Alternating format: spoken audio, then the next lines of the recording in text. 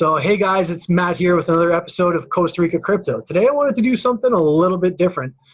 Today I'm talking to a BP candidate, and it's somebody who I've kind of been in contact with for the last little while, somebody that kind of exemplifies the values of the Costa Rican culture.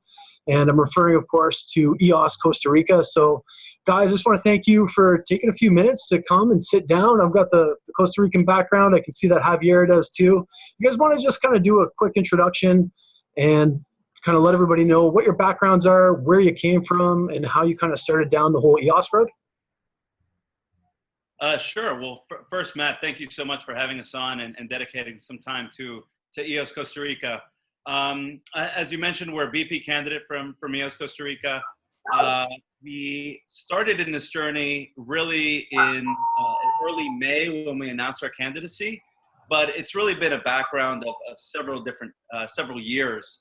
Our company based out of Costa Rica runs 24/7 dedicated server infrastructure and has been for the last 10 years.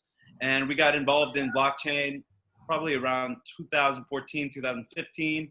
My background is in financial markets, but as soon as we kind of integrated both worlds of finance and tech, it's really where we found some really good synergies. And we started pioneering this idea of incentivized nodes. So we had followed Dan Larimer's work with BitShares and with Steemit. We're Steemit Witness for a while.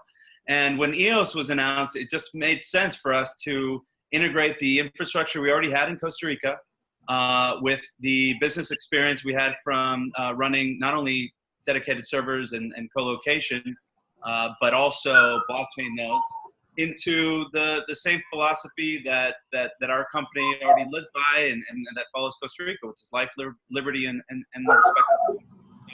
So, it's been quite the journey so far, but we're glad to meet more people like yourself that's working in the community. So, thanks for the time. An absolute pleasure. I'm sorry, guys. Of course, as you know, I've got howler monkeys outside. I've got a dog in the background, so I've got all sorts of stuff going on here, which is pretty typical. Javier, I can see you're kind of outside too in the beautiful Costa Rican nature. How did you get involved with EOS, and how's your journey been? Yeah, well, I've always worked as a front-end developer. I was working as a front-end developer for financial services prior to getting started with EOS. Right, we've recently transitioned into being full-time EOS, which has been really exciting for me. Prior to that, around 2013, we got involved with Bitcoin and then other technologies like Edgar mentioned. But yeah, definitely never been involved with anything like EOS or anything that resembles what we're experiencing with EOS, and it's been really exciting to be a part of it. Absolutely. I have to agree with you, man. I've been kind of, doing the cryptocurrency thing just on the side for the last little while. And it was funny because I've talked about this in a few other interviews, but I remember watching EOS go and being on Telegram, and like my girlfriend just didn't get it. She didn't understand. She's like, what are you spending your night doing? And I'm trying to explain to her, and of course all she sees is a bunch of chats going on. But it's kind of like that thing where you get bit with the bug, man, and you get into it, and I like that. So one of the things that really kind of drew me to you guys, aside from the fact that you are very Costa Rican, and I noticed that you do exemplify the kind of the values of Costa Rica. Like, for example, I was in a Telegram the other day, and somebody said, hey, I'm this guy, and I'd love to come down and see you. And I think some people might have their backup about it, but the first thing that came out of your mouth was, yeah, we'd love to have you. Why don't you come down? Here's our address. And that's, Ticos, as Costa Ricans are called, are typically very friendly, very eco-conscious. And I think that there's kind of a misperception that there's not a lot of this technology out here and that it's just a big barren jungle, because it's not true. We've got some pretty good infrastructure in place out here. And there's definitely an EOS presence out here, and I love the way you guys are going to build that. So let's talk about the launch for you guys. Edgar, what was kind of your role in the launch? How did it go for you? And can you kind of just give us a summation of what your experience was? Yeah, of course. I think early on we made the strategy decision that we wanted to focus on our infrastructure first. We wanted to make sure that we had the most secure, hardened cluster for the EOS network. We thought that, especially right after the launch, this was going to be an infrastructure competition, right? I mean, whoever had the biggest guns was going to get the most votes. So that's really where we spent most of our time. I think I specifically, there was so much information that was changing by the second. So my role during the launch was really keeping informed, keeping our tech team informed on how things were moving, what the other BPs involved in the launch were doing, making sure that we were up to date with the latest software in the correct groups to communicate and to make sure that we're on the same page. And for us, we just wanted to be there with the most robust infrastructure ready at the launch. I mean, we were just ecstatic that we were, at the beginning of this incredible movement. So for us, I mean, that was our focus. Our focus was having the correct infrastructure, the best setup, and being up to date with all the information that was just coming in by the second, really. So it was quite stressful. I can imagine. I think you guys handled it well. And kind of what we spoke about is previously that you just kind of focused on getting the right infrastructure there and having the right tools for the job, making sure that that the equipment that you had was strong. You guys are a bare metal group, which we'll talk about in a little bit. And now you're kind of focused on building the community, and we're going to get into that a little bit. But I saw an interesting post on Reddit the other day, and I believe it was along the lines of Costa Rica runs on 90% renewable energy, and we do too. And I think that you guys are definitely in line with kind of the Costa Rican culture. How would you kind of define your core values as a block producer? Can you kind of give us a little breakdown, Javier? Sure. Well, we definitely want to exemplify the same values that Costa Rica has taught us. And growing up in Costa Rica, we've grown up with a very solid democracy, and we value the importance of the democracy as well as like you mentioned, our eco-friendly stance and sustainability is core to everything we do. We also think it's really important to have a geostrategic location and geostrategic diversity for the EOS network. So Costa Rica can offer a new location with a very blockchain-friendly jurisdiction. And these ideals of liberty and democracy and sustainability are core to what we'd like to do with EOS in Costa Rica as well. Yeah, it makes sense. It's quite the backdrop to be able to do it in there. It's beautiful. Sustainability is Costa Rican. And I think that a lot of Costa Ricans are eco-conscious. And as I said, I think there's kind of a misconception. You guys do have some amazing infrastructure out here. My internet, typically speaking, is lightning fast. And I know there's a lot of fiber optics in place. I also know that you guys have spoken about possibly expanding to Panama. So do you want to kind of get into that a little bit? And why would you consider that an intelligent solution or an intelligent future step? What's kind of motivated that? Yeah, well, we've been in contact with the community in Panama for some time now.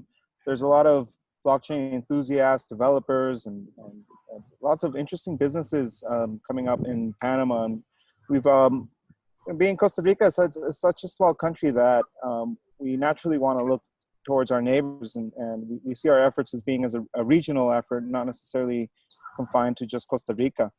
So we've made a few trips down to Panama, not just to meet with the community and set up some meetups and talk EOS, but also visited several data centers down there for eventual installation of EOS nodes in Panama, which would have excellent fiber optic connectivity and redundancy, which is something we strive to offer the network. Awesome. Yeah. And as you kind of mentioned, I think like one of the key things that people really should consider when they're making decisions about the possibility of block producers is having a good spread throughout the world. I think that you guys definitely have the advantage of a very democratic, very democratic region here in Costa Rica, right? Very strong democracy. You guys don't even have an army. You have good relationships with just about everybody in the world. And once again, good infrastructure. So that's cool. I want to continue to talk on some of the things that you've kind of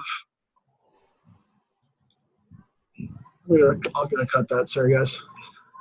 I want to continue to talk about some of the things that you guys have in the plans for your office, right? So we all know that we live in Costa Rica. We all know that Costa Rica is synonymous with a lot of things, ecotourism, as well as Costa Rica is synonymous with coffee. And I kind of understand that what you guys are trying to do is build a creative place at your headquarters in San Jose where you can have people come down, drink some coffee, hang out, and kind of learn some skills and basically share skills in that type of a place and develop some cool dApps and do some workshops. So do you want to kind of get into that a little bit for me, Edgar?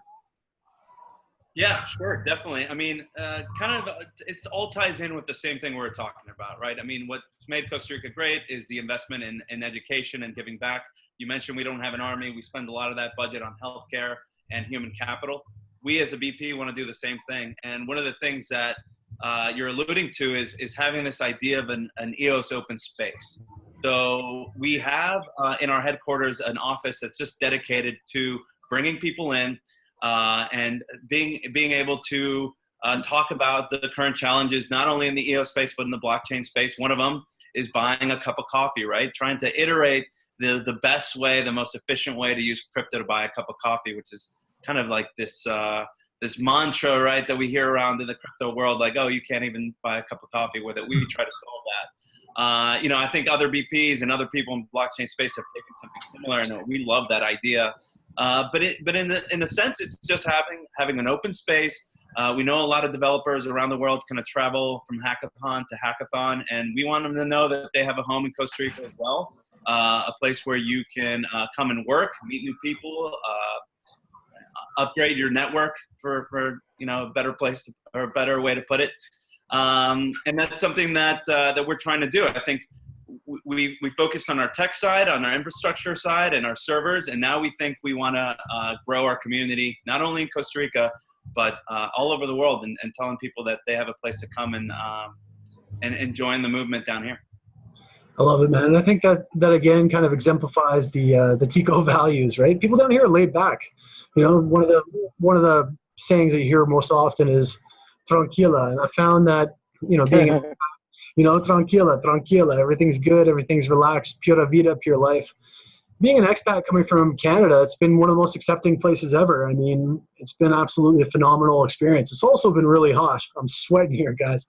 But that's one of the things that I love about Costa Rica, because it's nice, it's warm, it's got some amazing scenery, and the people are very welcoming. So I like that about what you guys are doing. I like that the way you're kind of trying to preserve that and build this open space where people can come down, sample some coffee, learn a little bit, teach a little bit, and everybody just kind of collaborate in the name of EOS. So before we move on, I wanted to talk to you guys about something that we kind of chatted about briefly, and that refers to your role in the Jungle testnet. Now, we know there's a few different testnets, but I know you guys have been heavily involved with Crypto Lions in the Jungle testnet, and I think that people have a kind of a misperception of testnets, right? The testnets, as we alluded to before, are a little bit, you have a toy rocket, right? Like when you're going to launch a rocket, you don't just put it together, get it ready, and okay, it's off. You know what I mean? You want to take a toy rocket, you want to take toy models, and you want to build them, you want to test them in all scenarios. And that's essentially what the Jungle testnet is, right? If you're going to break something, you don't want to break the big rocket, you want to break the little rocket. So I know you guys have played a really important role in the Jungle testnet and some of the stuff being done there. I want to give you an opportunity to kind of speak on that and elaborate a little bit what the Jungle testnet means to you and why you feel that allocating resources are so important for the future of EOS. Yeah, I'd like to answer that. Absolutely. Since we began our candidacy, we've been involved with the Jungle testnet, and we feel it's crucial for the release, for new releases, and for just making sure that the software that gets deployed has been previously tested. Many bugs have been found in the Jungle testnet, and we have been involved recently with discovering new bugs in the Jungle testnet. We really think it's important for other BPs to allocate resources to testing, and yeah, that the work that's been done by Crypto Lions is exceptional, and we really are happy to be a part of that. Absolutely, my friend. And like I alluded to, I remember there was an incident that happened, and the jungle. Sorry, I'm sweating here, guys. I'm not going to lie to you. This is It's hot. Costa Rica's hot. The jungle test net, has caught a few bullets, and I think that people, when they think about the jungle test net, they have this misperception. Like, if you're going to break anything, you break the test net because you don't want to break the real net. So, I think it is important. I think it is important that people contribute to this. I'm glad that you guys are heavily involved in that and working with Crypto Alliance to catch the bullets before they get fired out of the barrel. So, why do you guys continue to do this? Like, that's what I always try to get inside of people's heads. Like, what drives you guys to get up, wake up every day, show up, put in your best effort, and continue to develop and continue to push forward? Like, what about this particular experience draws you in, and what keeps you going to work every day? Yeah, I mean, I'll take that. And obviously, as a BP that's been working hard and not in a paid position, we ask ourselves and have to answer that question every day. And in reality, it's just you're part of something bigger than yourself. I think everybody always strives to do that, whether that's in your professional life or your personal life. And EOS really pushes you every single day to either learn something new or to discover something new about yourself. I think you need to know so much about not only the technical part, which is, obviously vital to being a block producer, but also about the governance part, about the philosophy behind it, the community building behind it, the financial markets aspect behind it, especially with different proposals with, separating RAM and CPU power. So there's all these different aspects that just every single day is a new challenge. It's something new to learn.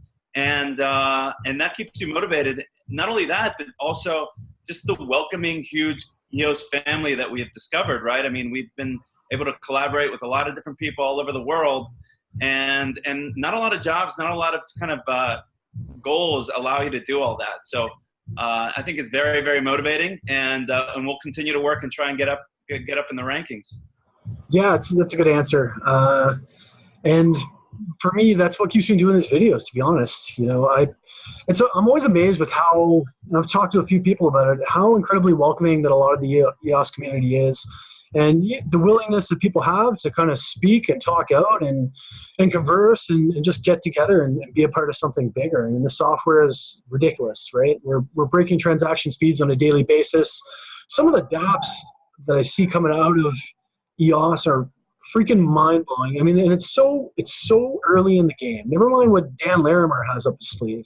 Just what the community is doing right now, and the way that people are kind of coming together to use blockchain to not do your typical banking transactions, but really affect change in the world. And that's one of the things that draws me to the community, and it's one of the things that has sucked me in, and it's one of the reasons why I continue to do these videos. So I want to talk to you guys about probably one of your coolest ideas, because we spoke about this before, and it's kind of the idea that I think it's really, really neat.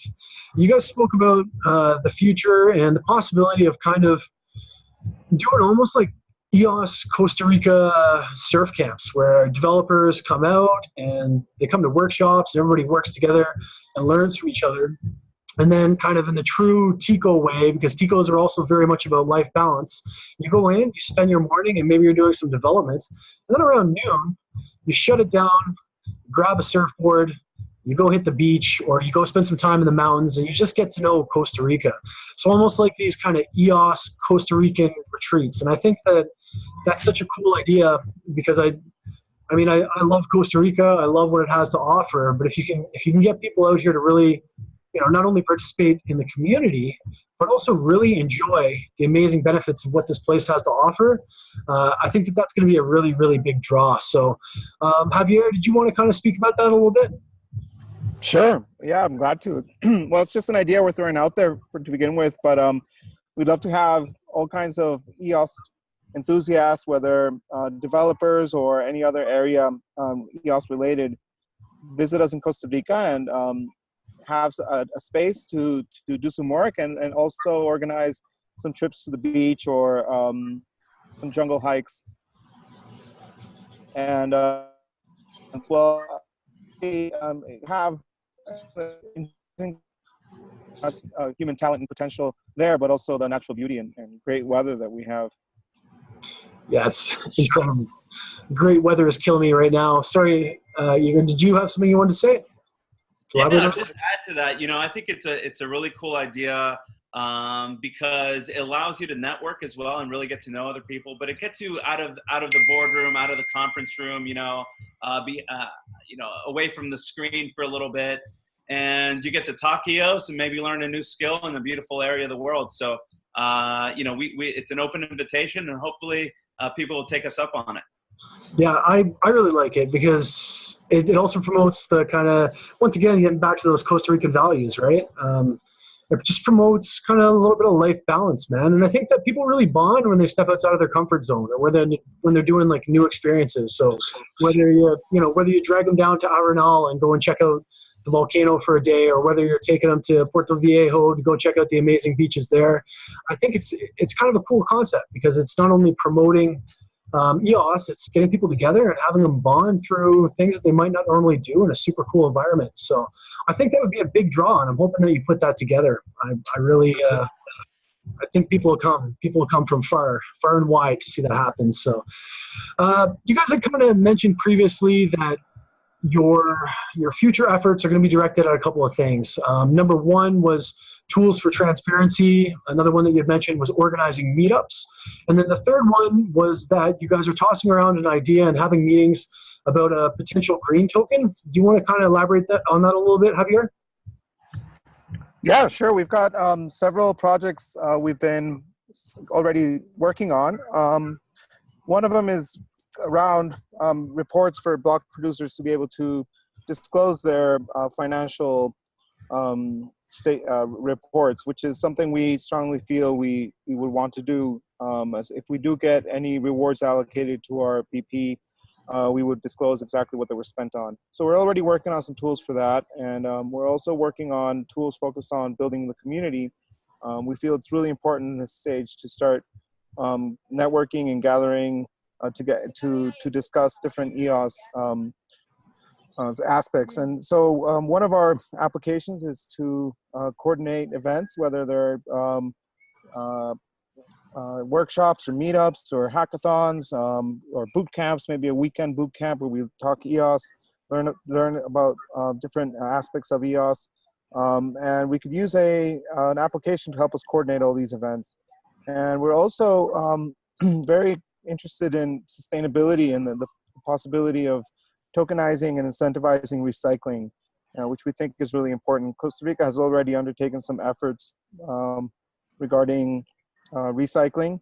So we think it's something we'd like to get involved in, and we feel EOS is a great platform for trying to solve these sorts of issues. So yeah, we definitely have begun to work on some projects, and we're excited to announce when they're ready in the next coming weeks.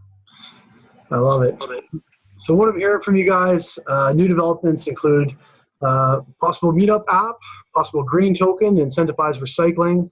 I hear you guys talking about having a big open space where people can come to you from all over the world who just kind of want somewhere where they can sit down, focus, and share knowledge about EOS, and also enjoy kind of the Costa Rican experience, drink some good coffee. I think you got something with your whole Costa Rican kind of EOS meetup with the, kind of surf camp, and one day you're surfing, one day you're climbing a mountain, and then the next you guys are all, kind of putting your heads together in the office. I like it. And I think that you guys have good morals. One thing that I kind of saw on your website is that you're dedicated to 100% transparency with all of your funds. And then of course you're dedicated to working on tools for transparency, and you got to keep them honest, right? I think that's one thing that kind of the principles of EOS are founded on. So I'm excited to see what you guys got going on in the future. And I'm also excited to come and knock on your door and probably end up drinking all your coffee before you kick me out. But we'd love to have you. Yeah. Absolutely. I think I'm going to. I think that's definitely going to be in the plans. And I think you'll regret wanting to have me. You'll be shooing me out the door in no time when coffee's gone. But yeah, is there anything else that you guys gonna want to talk about a little bit? I know your website is beautiful. I spent a lot of time on it. I don't know who does who does your website work, but it is a very clean, very well-designed website. I'm a huge fan. Of course, I come and visit you guys in your Telegram all the time where people can come and knock on your door. And I know you guys are trying to set up this open house so that people can experience, the best of Costa Rica. It's a little bit of EOS on the side. I think that's really interesting. Anything else you guys want to talk about, or anything you guys else want to say before we kind of sign off and close this off? And hopefully I'll get the chance to come out and do another video with you guys soon. Sure. I mean, I'll just kind of want to reiterate what we stand for, what we bring for the table, right? For anybody who's just looking at different VPs to vote for, this is what we bring to the table, right? We're completely 100% independent. We're self-funded. We have over 10 years experience running 24/7 infrastructure and 5 years experience running nodes. So this is not our first rodeo, when it comes to actually running the tech. We live in a place that's shooting for 100% clean renewable energy. So that's another one that we think we bring to the table. We're geostrategically located between two large continents, two large oceans. And we're focusing on education tools for developers. And one of the things that we really believe in is if we teach the people that can teach the other developers, we're really going to have an army of developers that are coming out of our region. So with that, I think that's what we stand for, and we're going to continue to work hard for that and convincing voters that we deserve a place at the table. And again, I think we're open to feedback, to community kind of suggestions of what we can do better, what we're not doing, and hopefully we will work hard enough to deserve your vote. I love it. And you already have mine, so if that means anything. Thanks, man. Appreciate it. You do, and you did since the first day that we launched, because I kind of got to know you guys. I know that you guys have you guys are experienced. You got a big heart. I think that your ethics are in the right place, and I totally support what you guys are doing. So I'll definitely come down at some point. Maybe we'll spend a little time in the office and go out, shoot up the drone, maybe check out a little bit of what Costa Rica has to offer. And if anybody wants to check you out, I advise that they go and they check out your beautifully designed website. You guys are kind of spending a little bit more time on media, spending a little bit more time engaging the community, and kind of bring them into your cause and all the incredible things that you're doing. And I wish you nothing but the best of luck. And I hope this is only one time of many that we're going to be able to sit down and chat and hang out. Yeah, absolutely. Yeah, we look forward to staying in touch. Invitation today, and we hope to stay in touch. And if there's anything we can do, please let us know. Absolutely. Yeah. And to your viewers, if you want to learn something new about Costa Rica, you can find us at eoscostarica.io, as Matt mentioned. We're on Twitter as well, EOS Costa Rica. We're on Telegram, EOSCR. So hopefully you come. Any questions you have or feedback, it's more than welcome. And I really appreciate Matt giving us the time today.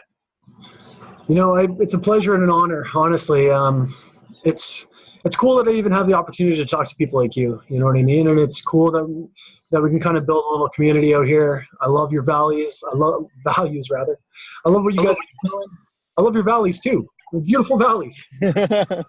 But I love your values, and I think you guys are on the right track. And I think that everybody should go check out your website, check out your Telegram, spend some time engaging with you guys, and then hopefully come down, spend some time in the space, and go check out what this beautiful country has to offer. Yeah, and I think I'll just, our lead open source developer would hate it if I didn't mention that you should also go to our GitHub and see some of the projects we're working on. If you can give a couple commits, obviously it's all open source, so we really appreciate it.